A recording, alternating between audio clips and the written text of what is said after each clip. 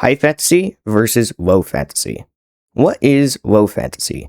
Low fantasy is a fantasy world where it is like the regular world, but with extra magic added on. An example would be Harry Potter. There is the regular world, but there is also the wizarding world, a secret world inside the regular world.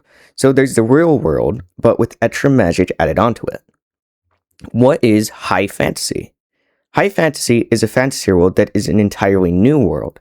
An example would be The Lord of the Rings or the Stormlight Archives. The Stormlight Archives is an entirely new world with a magic system, geography, and different cultures. The strange case of middle fantasy. Middle fantasy. It is not talked about very often because there are so few examples of it. The only one that I know of is the Chronicles of Narnia.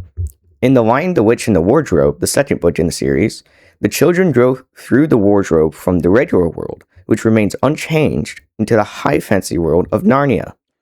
This extremely rare case is middle fantasy. They go from a mundane world to a high fantasy world. This almost never happens, but I thought we should cover it.